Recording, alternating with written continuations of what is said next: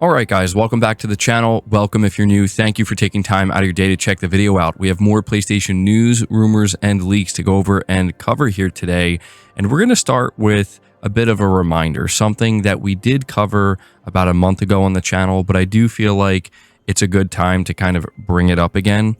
And it has to do with an insider letting us know that Insomniac is preparing to show Marvel's Wolverine on PS5. But at the time of this posting, the insider wasn't exactly sure where it would show up. And so now that we are very close to the Game Awards, I figured I would just kind of remind everybody, because people are now asking, what is Sony going to show for the remainder of the year? I mean, we only have a couple weeks left in the year, but people were expecting some kind of PlayStation event, whether it be a state of play or a showcase to celebrate the 30th anniversary. As of right now, that hasn't happened. And so the Game Awards are the last stop, essentially. So looking back at this post, it comes from Kiracasis, who has been accurate in the past, and says, from my little digging, it looks like Sony is gearing up to show off some new stuff from Marvel's Wolverine. It's hard for me to determine when it will happen, but I'm guessing it will be this year, either at the Game Awards or some unannounced super secret event. And so I just wanted to throw this out here, because again, people are wondering if Sony is going to be showing up with anything more before they close out the year. And it does seem like, if this insider is to be believed, which again, they have been accurate in the past with stuff like this, we could be getting ready to see a new Wolverine trailer revealed at the Game Awards. I just wanted to kind of throw this out here because we know Ghost of Yotei is coming in 2025. We know Marathon is coming.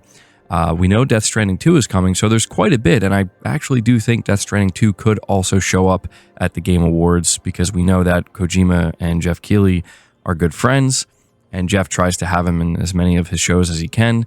But I wouldn't be surprised if Sony wants to kind of end the year with something a little bit more significant, something that we've all been waiting to see, and that is more Wolverine. But again, take it with a pinch of salt. Just wanted to kind of throw this reminder out here. Moving on to the next topic, though, Sony once again talks about the success of the PlayStation Portal. Being reported by PlayStation Lifestyle, PlayStation boss Hideaki Nishino has reiterated that the PlayStation Portal sales have been a huge success story for the company, and the handheld will continue to evolve as Sony looks for new ways to bring PlayStation games to players. Speaking to BBC, Nishino teased that recent introduction of direct cloud streaming on PlayStation Portal is just the start. Following recent reports, the BBC tried quizzing both Nishino and co-CEO Herman Hulst about a new PlayStation portable console, which they understandably dodged.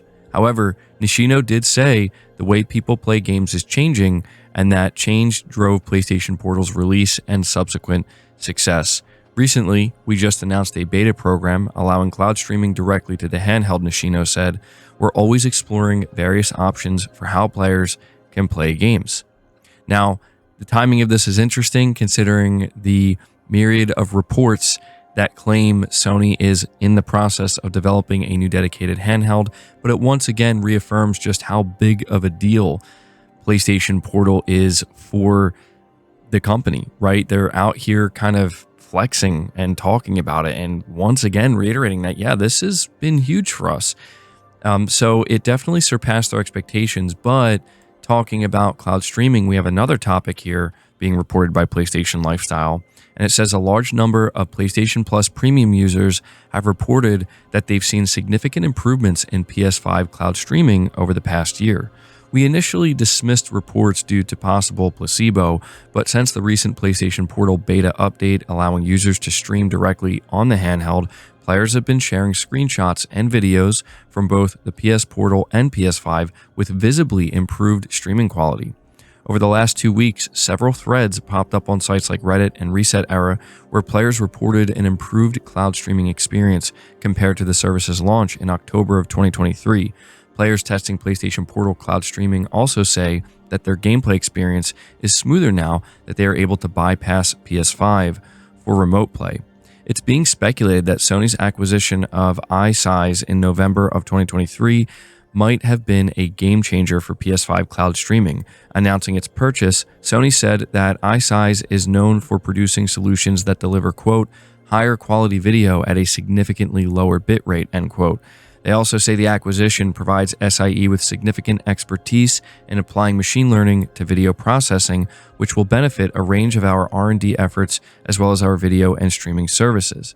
So yeah, thought I would highlight this as well, because not only did we get the announcement of the PlayStation Portal being able to stream PS5 games now through beta, but people are reporting en masse that there are significant improvements overall when it comes to Sony's cloud streaming here. And so I would say that's good. I still don't really use cloud streaming. It's just not a way I play video games. But considering it's going to become more relevant as time goes on, and it's going to be, I would say, a more viable option for more people as time goes on, seeing Sony actively make these type of improvements and, try to provide the best possible experience with cloud streaming that they can, I would say that's definitely a good thing.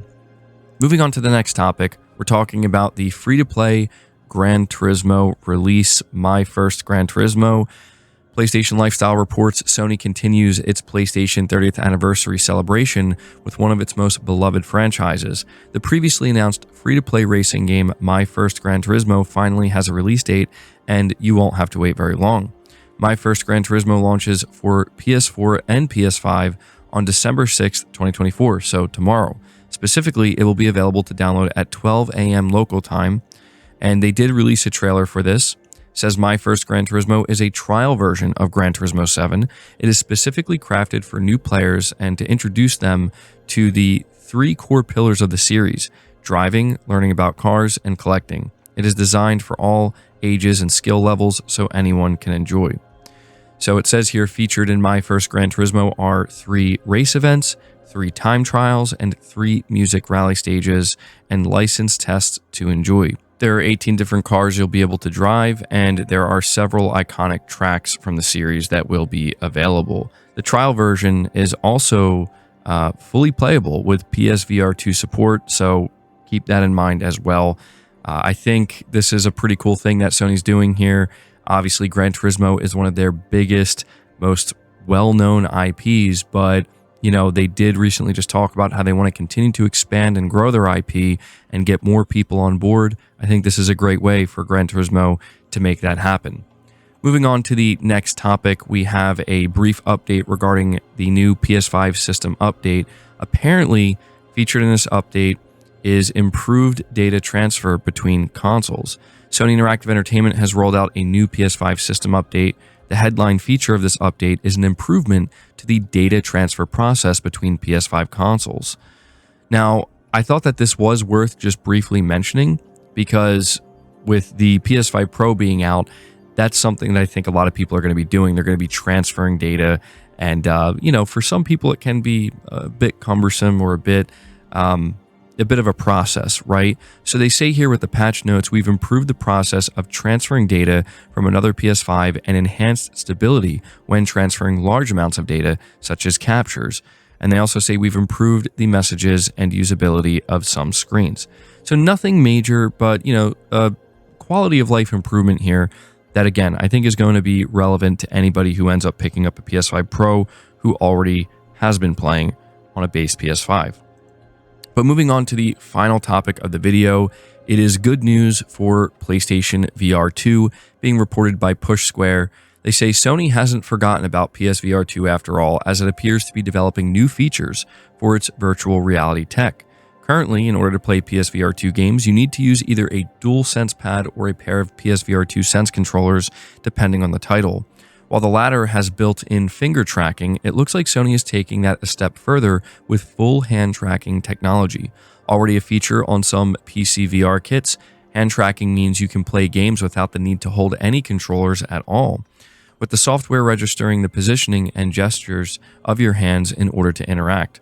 Sony has been demoing PSVR2's hand tracking feature, and there are videos of this that have begun circulating on the internet.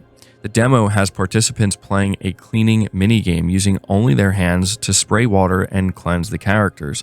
The hand tracking tech is described as smooth and low latency, displaying the on-screen hands at 60 frames per second.